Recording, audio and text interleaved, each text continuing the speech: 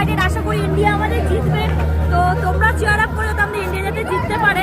তো তোমরা সবাই ভিতরে চলে আসো, তোমরা আশা করি তোমরা এসে মজা করতে পারবে যারা যারা এখন আসোনি।